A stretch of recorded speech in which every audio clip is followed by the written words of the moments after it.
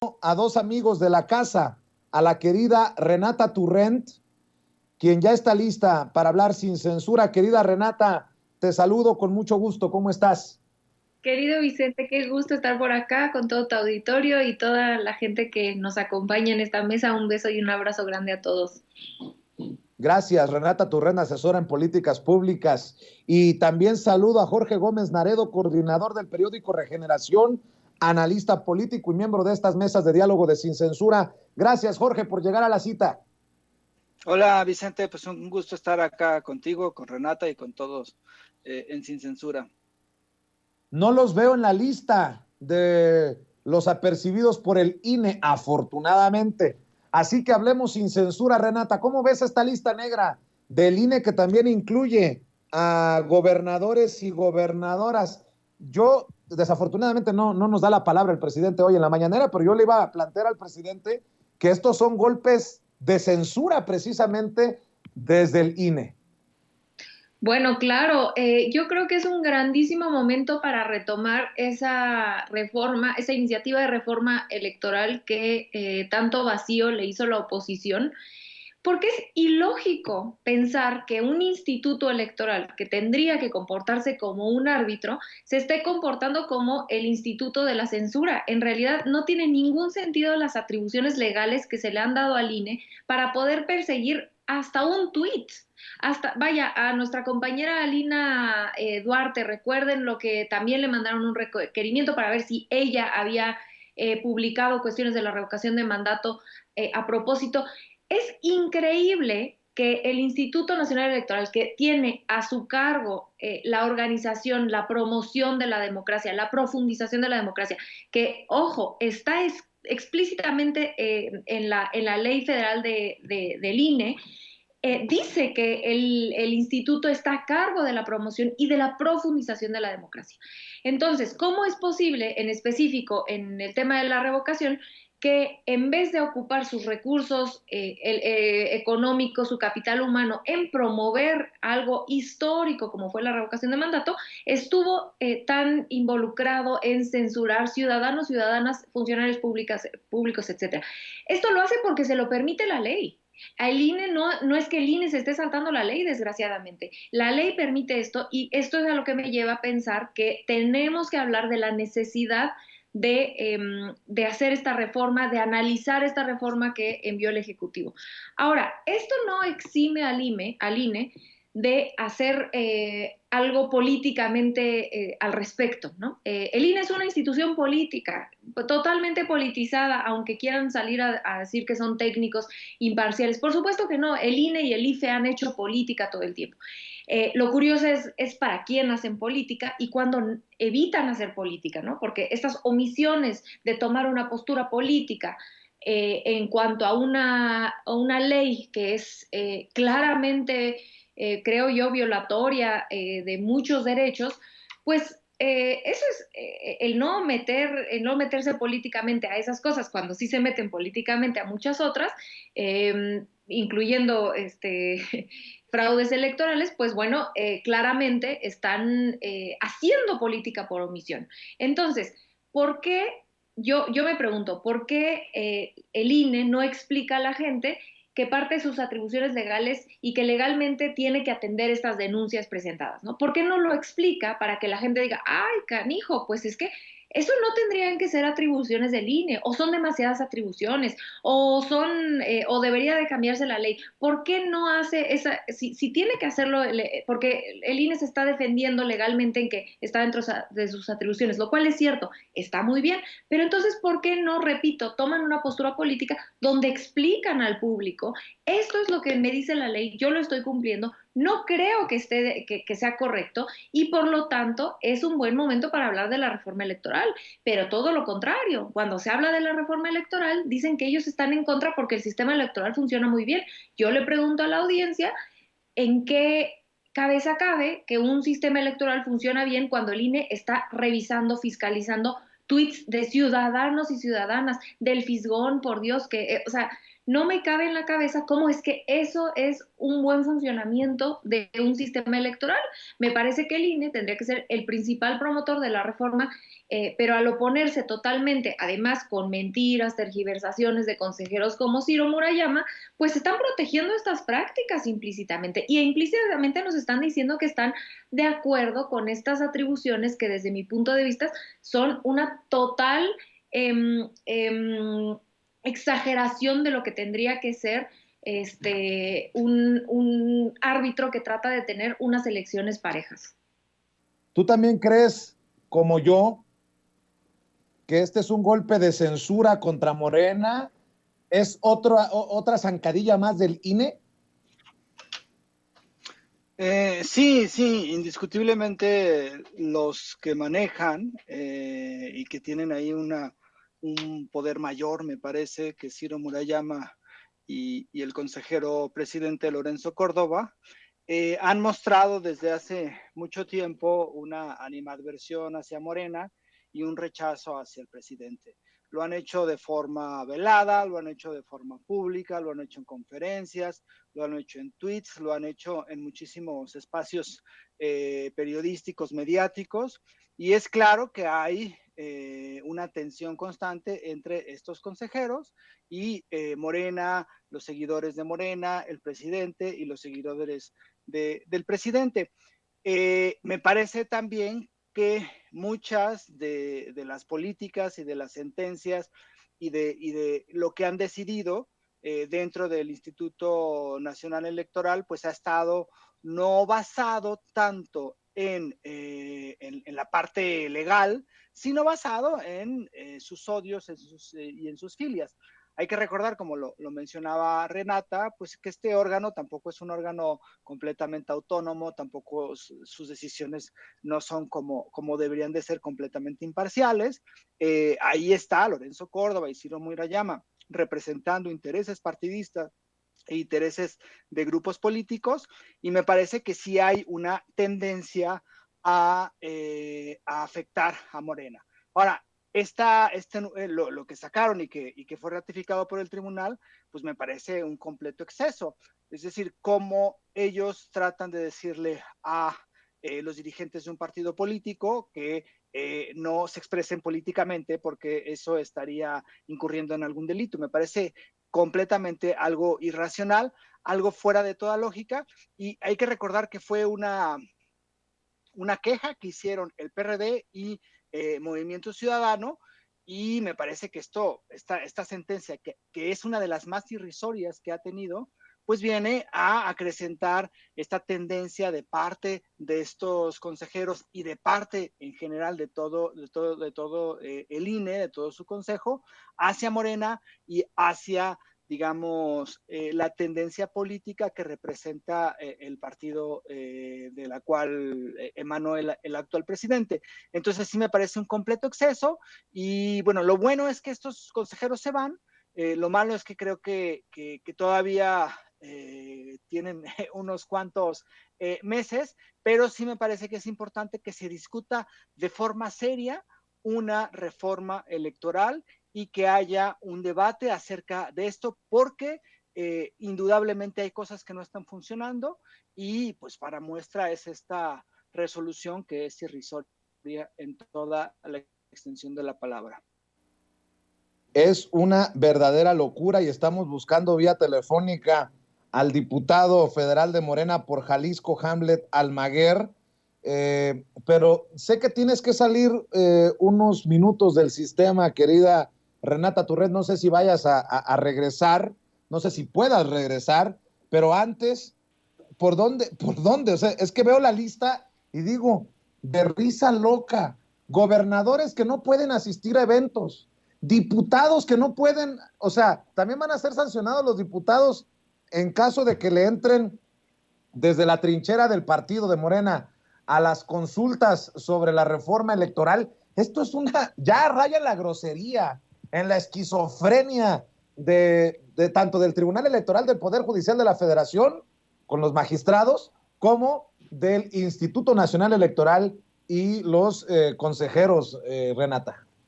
Totalmente, sí voy a regresar, mi querido Vicente, solo voy, duermo a la gorda y regreso, pero totalmente, a ver, yo lo que me cuestiono aquí es quién le pone, ahora sí que, o quién revisa el funcionamiento del INE o del tribunal, cuando claramente están atentando en contra de que los y las ciudadanas podamos elegir libremente, ver cuáles son las propuestas que tenemos. ¿Por qué no querríamos, repito, por qué no querríamos un instituto que promueva, que facilite, que la gente haga política? Y que la gente, que los y las candidatas salgan y presenten sus propuestas, y entonces que se debatan ideas afuera, y que la gente podamos decir, ah, bueno, esto es lo que dice el PAN está a favor de las empresas, esto es lo que dice Morena, Morena está a favor de las pensiones, de lo que sea, y también las cosas malas, pero ¿por qué le tienen, yo lo que veo aquí es que lo que se está tratando de hacer es censurar este debate público porque no saben ya cómo controlar a un pueblo politizado. Tanto lo digo, sino yo pido a la audiencia que me recuerde, y quizá peco de tener mala memoria, pero sinceramente, pues a mí me parece raro pensar que no existe un ejemplo de otros momentos políticos decisivos, de estar cerca de elecciones importantes como las que tendremos en 2023, como las que tenemos, por supuesto, presidenciales y del Congreso en 2024, con tantísimas discusiones públicas de reformas que antes se pasaban con maletas de dinero y por abajo del agua y los 24 de diciembre, y que ahora son vistas por toda la gente en el canal del Congreso, que tienen ratings altísimos porque la gente estamos politizadas, la gente queremos saber qué es lo que nuestros representantes populares están pasando.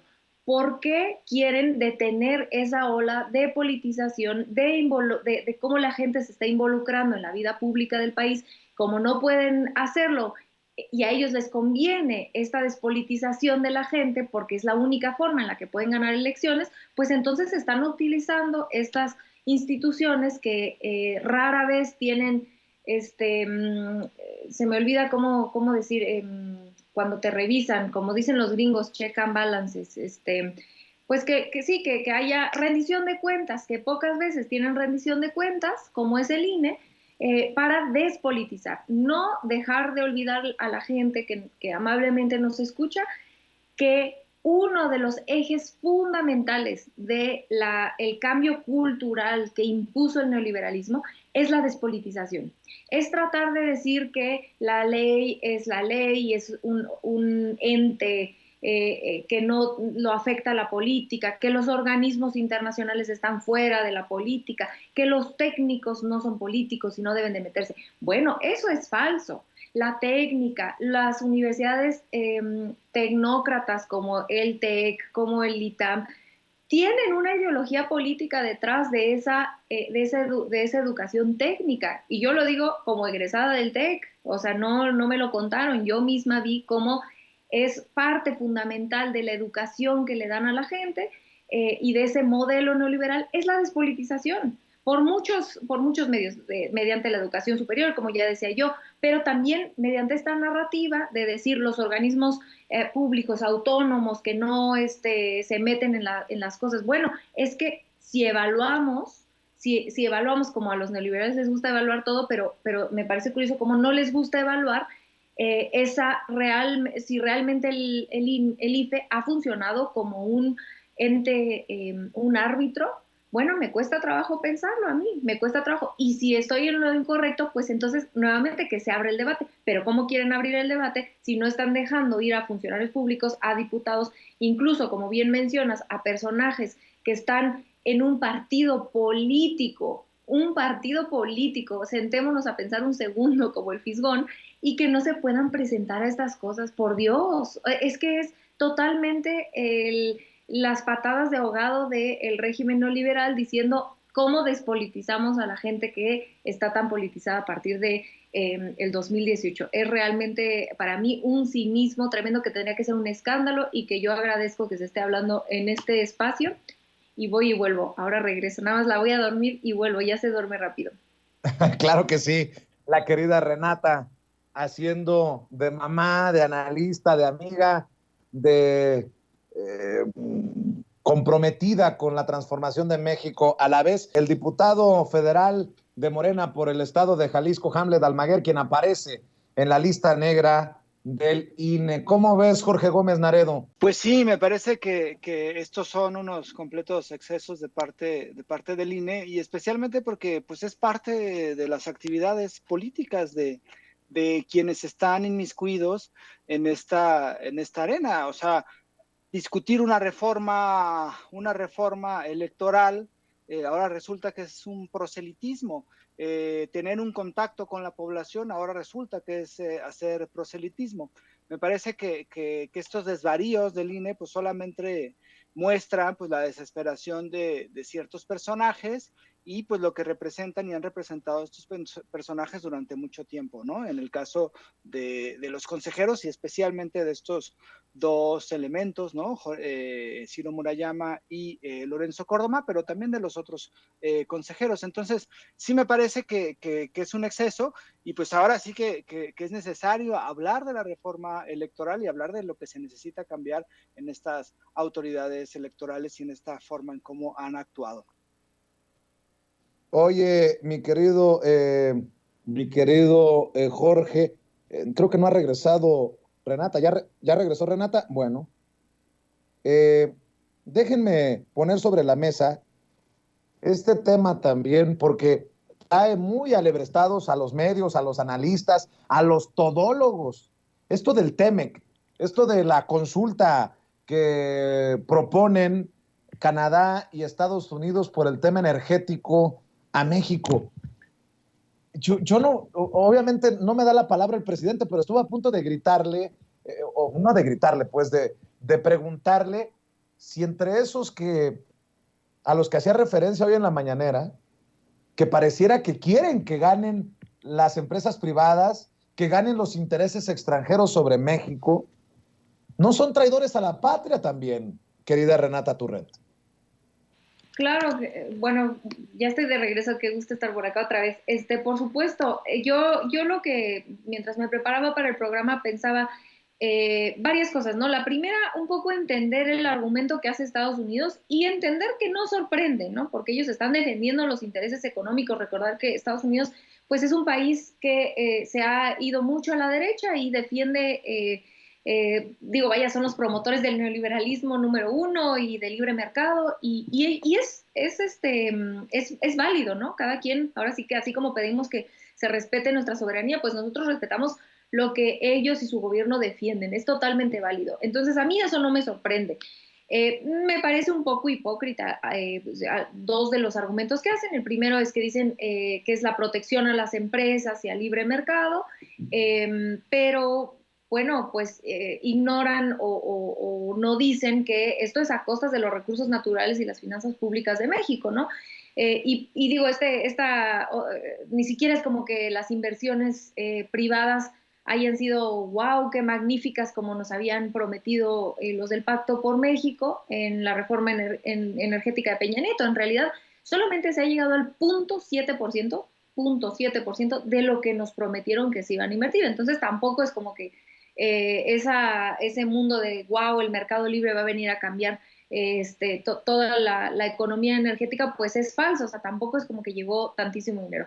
El segundo argumento que ellos hacen es las energías limpias, ¿no? Que esto no, impide que florezcan las energías limpias. Bueno, esto sí es falso, ¿no? Esto, más allá de ser un argumento, pues es totalmente hipócrita, porque en realidad es que la CFE en México es quien es el productor más grande de energías limpias. Pues la CFE provee el 55% de las energías limpias que abastecen hoy a nuestro país.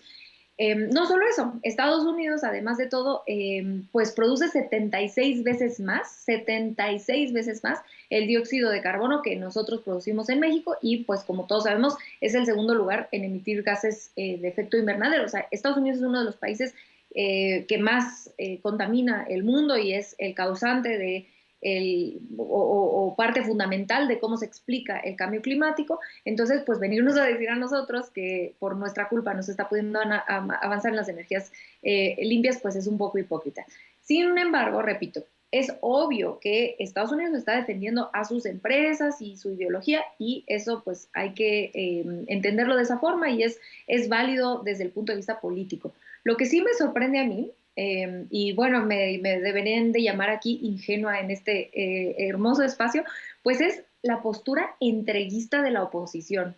Yo me pregunto si alguna vez hemos visto a la oposición defender el interés nacional como defienden a Iberdrola o ahora a las empresas gringas. De verdad, yo nunca he visto tanta pasión y tantos medios organizados y tanta, ya me los imagino a todos haciendo los argumentarios y poniéndose de acuerdo para sacar a decir el mismo discurso en medios de comunicación, en redes sociales, para defender a empresas extranjeras, ¿no? Esto pues habla muchísimo de a quién defienden y cómo se comporta la oposición, y por supuesto lo vemos no solamente en cómo se comportan ante este tipo de eventos y dónde se posicionan políticamente en estos eventos, sino lo vimos con lo que hicieron cuando tuvieron en sus manos el país, lo entregaron. Hay que recordar lo que hicieron con las mineras, por favor, es que entregaron el país completo. Entonces, bueno, no me debería sorprender, sin embargo, de pronto sí me sorprende. Eh, por último, a mí nada más para cerrar, me gustaría decir que hay una deshonestidad tremenda por parte de los comunicadores de la oposición en reportar, en explicar qué es lo que está sucediendo en realidad, y que creo que afortunadamente existen las mañaneras para poder aclarar que este tema, este mecanismo que se está usando por parte del gobierno de Estados Unidos, pues es común, es parte del Tratado de Libre Comercio que tenemos con Estados Unidos y Canadá, y que, bueno, es uno más, esto ha pasado en otras ocasiones, es una exageración y una descontextualización decir que Estados Unidos está usándolo porque México es un fracaso en materia energética. Es falso, este mecanismo se ha usado varias veces, aquí tenía yo apuntado, se ha usado de todos lados, ¿no? De Estados Unidos a Canadá, de Canadá a Estados Unidos y a México, de México y Canadá hacia Estados Unidos en conjunto, entonces es algo que se ha usado varias veces. Y bueno, esto para decir que esto enmarca esta narrativa que hace la oposición de fracaso en la relación bilateral entre México y Estados Unidos, y que muestra de esto es que están usando este mecanismo. Bueno, es falso porque, repito, este mecanismo se ha usado entre países de uno a otro y del otro al uno.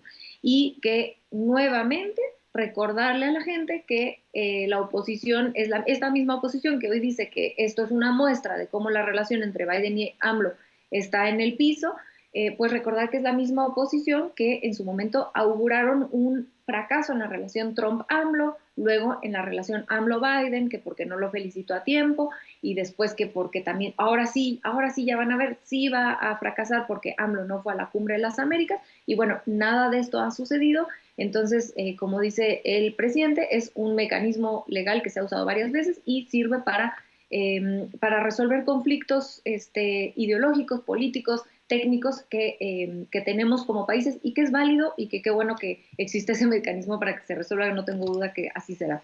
En este sentido, pues nuevamente, como en el tema de la reforma eléctrica, que al final no se aprueba, pues exhibidos de qué lado están, ¿no? Ayer veía y le proyectaba a la audiencia de Sin Censura a una Xóchitl Gálvez que se quejaba literalmente de que se estuviera rescatando a la Comisión Federal de Electricidad y a Pemex, y decía yo, ¿qué no se darán cuenta panistas como Xóchitl Gálvez que se están poniendo en contra del rescate de las dos principales empresas de todos los mexicanos y las mexicanas? Pues no, parece que no se dan cuenta, o a lo mejor los intereses extranjeros de las empresas privadas pues son más jugosos, porque bien diríamos, ¿no? Que lo que no luce honesto o lo que no suena honesto suena metálico, mi querido Jorge Gómez Naredo.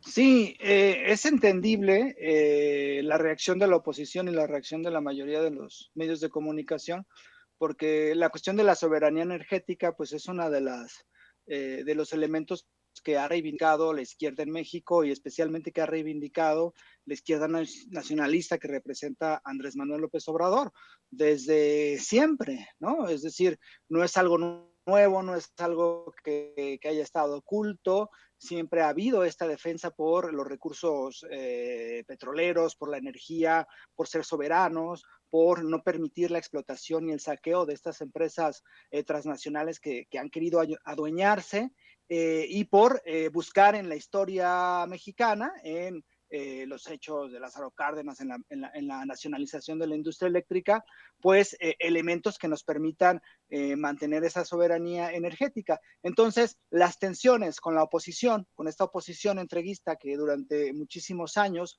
trató de desmantelar primero y después entregar a las empresas extranjeras nuestras riquezas energéticas, pues iban a reaccionar de esta forma. También ha habido una tensión. Yo creo que hay que señalar que el manejo que ha tenido Andrés Manuel López Obrador en este tema con Estados Unidos, pues ha sido un manejo verdaderamente muy, muy interesante, y muy, muy claro, porque las quejas se han dado después de que hubo ya una reforma eléctrica, de que hubo otra reforma que, que se rechazó, pero que estuvo ahí, que estuvo el debate, y además que hubo una nacionalización del litio, y bueno, todo lo que ha resultado, y todo el discurso de Andrés Manuel, ¿no? Entonces, que haya esta consulta que van a hacer los Estados Unidos y Canadá, que además no es ni la primera que se ha hecho, pues me parece que demuestra un gran manejo por parte de Andrés Manuel en este tema energético. Y la andanada de los medios es verdaderamente impresionante. O sea, hoy, por ejemplo, hay un artículo de Ricardo Rafael en Milenio, donde dice que México es gandalla con Estados Unidos por la cuestión de las energías, ¿no? Que México se ha agandallado la cuestión de la energía. O sea, es como inconcebible que haya este tipo de análisis donde parecería que ahora las víctimas son las pobres empresas transnacionales que actúan de buena fe en territorio mexicano, y que cómo es posible que las multemos, y que cómo es posible que las tratemos las tratemos mal, y cómo es posible que se apliquen leyes a esas pobres empresas que actúan de buena fe en beneficio prácticamente de nuestro país, ¿no? O sea, me parece inconcebible. Y si uno revisa hoy, por ejemplo, todas las portadas de la prensa nacional, pues parece ser que están súper emocionadas porque Estados Unidos y Canadá van a sacar bronca, a crear conflictos con México, y el cartón, por ejemplo, hoy de Calderón en Reforma, ¿no? Donde se ve un mono de Estados Unidos y un mono de Canadá, así como muy fuertes, y a un mexicano chiquito, y más chiquito, Andrés Manuel López Obrador, diciendo, sobre lo de Chicoche, ¿no? Burlándose.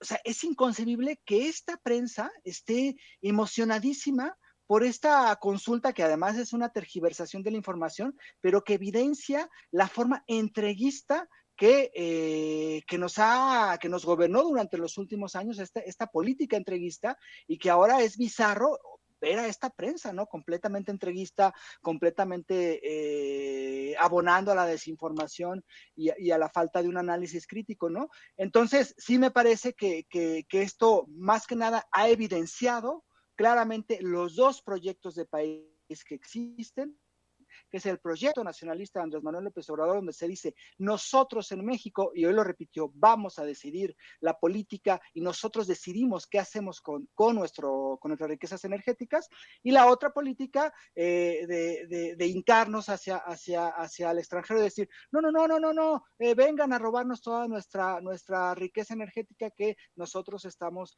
aquí para entregárselas, ¿no? Entonces, sí me parece patético, pues en términos generales, la forma en cómo se ha comportado la oposición y los medios de comunicación, pero también es entendible porque pues esa ha sido su postura, y esa es la política y el proyecto de nación, entre comillas, que ha representado y que representan, y que es lo que quieren ahora, digamos, presentar como la opción para Morena y para el proyecto nacional de Andrés Manuel. Para cerrar, si me permite, por ahí también podemos meter el tema de Aristegui, que volvió a ser señalada en la mañanera.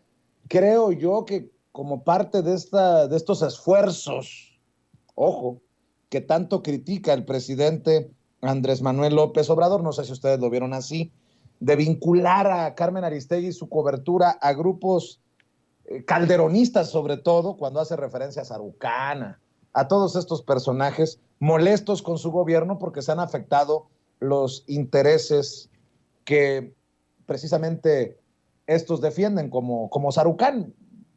Lo recuerdo el caso porque hace referencia continua el presidente al ex embajador de México en Washington en tiempos de Calderón.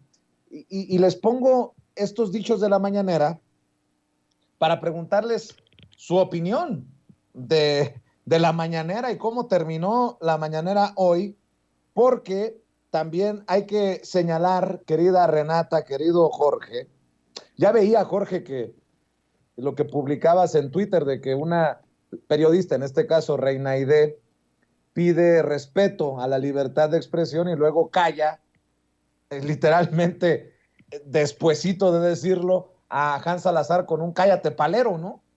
Que me parece ofensivo, porque si le decimos nosotros, ya cállate chayotera, no, pues se arma el merequete. ¿Para qué quieres? ¿Para qué quieres, mi querida Renata, mi querido Jorge? Pero para cerrar su opinión sobre esto, y porque ya están en espacios como el Financiero tomando esta posibilidad de que las mañaneras no solamente sean de lunes a viernes, sino sábado y domingo, algo que soltó el presidente antes de retirarse ahí del podium y ya le puso los pelos de punta a más de uno. Renata Turrent, escucho tus reflexiones, tus comentarios, tus opiniones. Imagínense a latinos que ya tengamos mañaneras, sábados y domingos, ya no van a poder sacar sus reportajes fallidos los viernes, o bueno, sí lo van a sacar, pero ya va a haber espacio de réplica. Bueno, a mí me gustaría empezar diciendo que lo primero, claramente en México tenemos un problema de violencia en contra de los periodistas. Muchos de ustedes en este espacio han vivido violencia, amenazas por ejercer su profesión, y eso es algo que siempre se debe reconocer,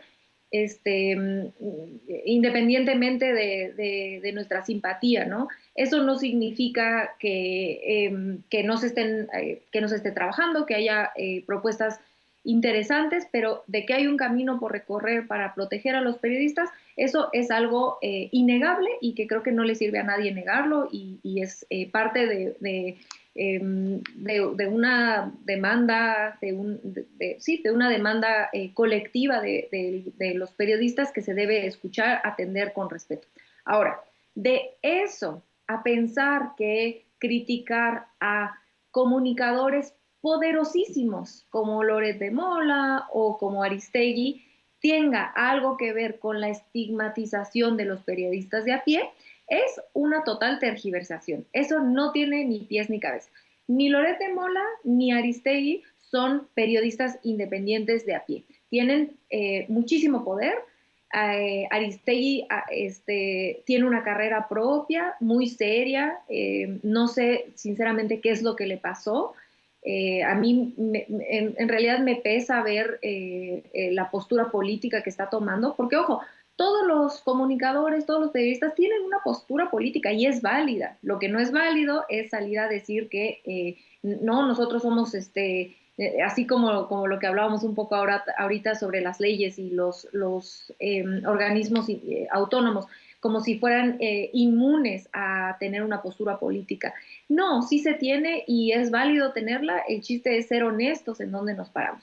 Y a mí lo que me sucede con Aristegui es que me cuestiono por qué ella, la marca que ha sabido construir es yo critico al poder, ¿no? Independientemente de quién sea, ahí estuvo lo de la Casa Blanca con Peña Nieto y ahora lo tenemos, estoy criticando al presidente incluso con reportajes que no pasarían ni siquiera el primer semestre de periodismo, con tal de criticar. Y yo me cuestiono por qué, si ella cuestiona al poder, por qué nunca ha cuestionado al poder económico, ¿no? ¿Dónde están las investigaciones, por ejemplo, de Claudio X González? ¿Dónde están las investigaciones de Alito Moreno, ¿no? Todas esas casos. O sea, yo no entiendo como por qué se cierra a criticar a un poder, en este caso Andrés Manuel López Obrador, incluso, repito, con información falsa, tergiversada, o que periodísticamente no tiene ningún valor, como lo fue lo de la chocolatería Rocío o lo de la casa de Houston, ¿no?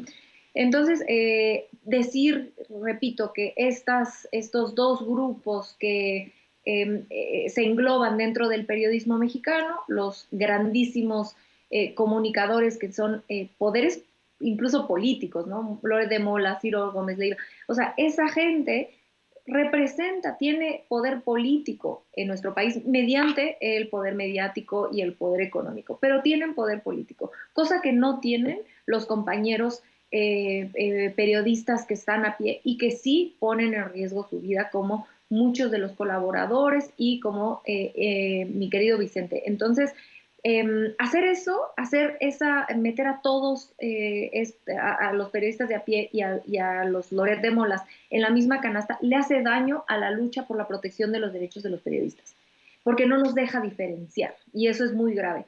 Y yo nada más cierro diciendo dos cosas. La primera es que me parece inaceptable la manera en la que la reportera Reina le gritó, insultó, justamente como dices, después de haber dicho que no se respetaba la libertad de expresión, y de repente voltea y le grita al compañero Hans. Bueno, ¿cómo pides ese respeto si se está viendo cómo te comportas, ¿no? Y número dos, y más importante, con lo que a mí me gustaría cerrar, es recordándole a la gente la mañanera de ayer. Ayer un reportero llega en lágrimas, es una escena muy fuerte, diciendo que su hija se acaba de tener que ir del país, que él, lo único que quiere es recuperar su tranquilidad y saber quiénes son los responsables de esas amenazas. Y el presidente le instruye a la secretaria de Seguridad que se quede con él a resolverlo, que no va a estar solo, que tienen el apoyo total del gobierno, ¿no? Entonces, no se puede hacer un análisis como hace la oposición, sacando de contexto un pedazo u otro y creyendo lo que dice esta reportera, que pues tiene todo el derecho de quejarse, de decir sus opiniones, se le escuchó, habló como 6 minutos de corrido, pero que eso no constituye la totalidad de y lo complejo que es la situación de los y las periodistas en nuestro país. Pues creo que ha sido contundente lo que has mencionado, querida Renata. Jorge Gómez, tus tweets, y también durísimos, sobre esta mañanera, sobre lo que se dijo en la mañanera y sobre todo esto que pongo sobre la mesa, Jorge, para cerrar. Sí, digo, a mí sí me molesta, perdón, mis perros. No, así pasa, sí mi querido Jorge Gómez Naredo. Mientras pasa precisamente la ambulancia o la bombera, no sé qué sea, yo quiero aprovechar para agradecer a todas las personas que están comentando en el chat. Yo nada más les pido un poquito de conciencia. Si no somos iguales, evitemos los ataques sin sentido, las ofensas sin sentido. Puede ser que no estemos de acuerdo con Reina Aide, pero no por eso vamos a abrir la puerta a lo que ella ya abrió la puerta, al llamar palero a Hans Salazar. Hay que bajarle 2 rayitas. El presidente creo que en ese sentido no necesita de nuestra ayuda para ser claro y ser contundente, y hoy creo que fue claro y contundente. Mi querido Jorge Gómez Naredo, ahora sí. Sí, fíjate que a mí sí un poco, pues, me molesta, pero me parece como muy, muy poco ético el argumento de Reina Aide Ramírez, porque ella incluso creo que tiene, en todo su derecho, por cierto, tiene una demanda o un amparo o alguna cosa, no recuerdo exactamente digamos, el elemento jurídico que presentó, porque ella se siente agraviada, porque dice que la censuran y que violan su derecho a la libertad de expresión, y lo repitió hoy, por ejemplo, en la mañanera. Y me parece que eso es, pues, olvidar lo que hemos vivido en este país en los últimos años. Es decir, el ejercicio de las conferencias de prensa matutinas, de las mañaneras, es un ejercicio verdaderamente inédito en todo el mundo. Es decir, un presidente que todos los días, 2, 3 horas, se pone enfrente de reporteros, de medios de comunicación, para que le hagan cualquier tipo de pregunta en una completa libertad, para hacer cualquier tipo de cuestionamiento, cualquier tipo de cuestionamiento. Me parece un hecho inédito, me parece que dimos un salto cualitativo gigante de tener presidentes que nunca salían a los medios de comunicación y que cuando salían lo hacían pues con estos grandes como machuchones de la comunicación, como López Dóriga, como Ciro Gómez Leiva, en Palacio Nacional, con preguntas completamente ya hechas, ya arregladas, con temas que estaban vetados, y pasar a este ejercicio democrático y que Reina Aide lo minusvalore y lo ataque de esa forma, diciendo que es un juego, que es un show, que hay puros paleros, cuando en realidad muchísimos reporteros, muchísimos medios de comunicación han hecho el vacío. O sea, yo no he visto a López Dóriga, yo no he visto a Ciro Gómez Leiva, yo no he visto a Carlos Loret de Mola, yo no he visto a Carmen Aristegui ir a la mañanera y preguntar, y tienen todo el derecho. Y si fueran, seguramente los pondrían en una primera, segunda fila y les darían la palabra, pero no han hecho, porque le han hecho el vacío. Y entonces que venga Reina Aide y diga, no, es que hay censura.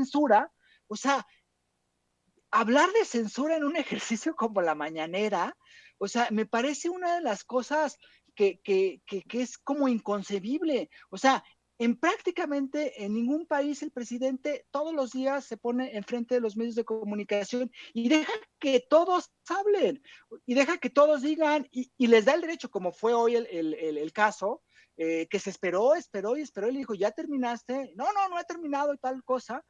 Y que todavía acuse que hay censura me parece un acto pues que no va con la realidad y que tergiversa este ejercicio, que me parece es uno de los ejercicios más lindos, y además que genera debate, genera opinión. Me parece que sí, por supuesto que hay excesos, y además hay excesos misóginos en contra de la reportera, y hay excesos de gente que me parece que la ataca, no por lo que dice, sino por otras cosas que sí son excesos y que no deberían de ser.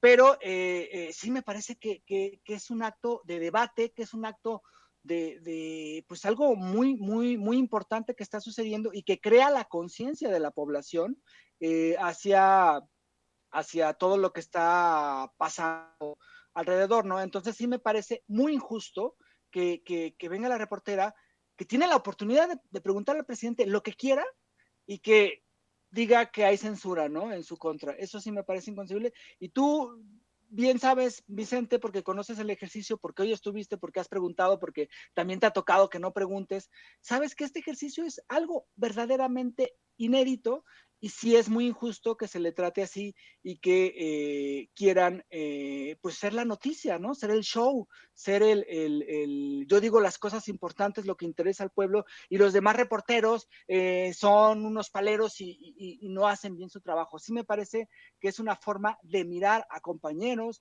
que es una forma de ser muy injusta con los que están ahí. Y pues hay muchísimas opiniones, hay muchísimas divergencias, hay muchísimos reporteros que tienen diferencias, y no por eso se les va a minusvalorar y se les va a agredir de esa forma. Entonces, sí me parece que pues se equivoca la reportera, tiene el derecho a hacerlo, lo hizo, pero sí no puede, me parece que es completamente injusto y es un despropósito que llame y que asuma que hay censura y que se le viola su derecho a la libertad de expresión porque no le dan la palabra todos los días en la mañanera. Pues a lo que venga, mi querido Jorge Gómez Naredo. ¿Por qué no cerramos invitando a la gente a tus trincheras, Jorge? Sí, pues bueno, estamos ya próximos, estamos ya terminando, ya prácticamente tenemos el nuevo número de Regeneración, del cual Renata tiene un artículo ahí.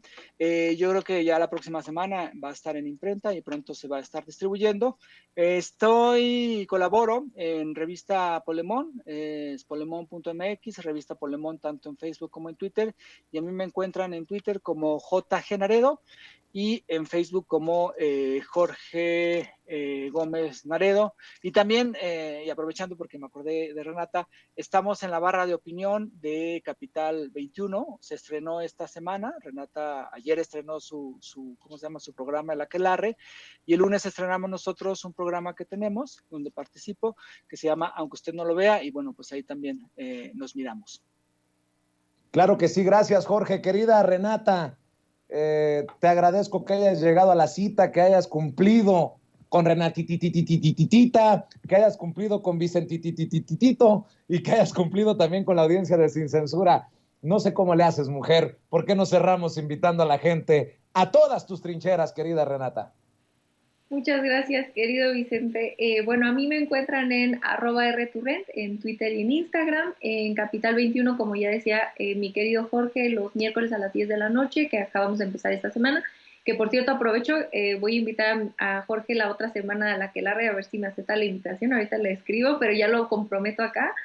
Y para que lo vean, y en Regeneración, como ya decía, que también colaboramos allá, y bueno, en este hermoso espacio todos los jueves, así que nos vemos la semana que entra.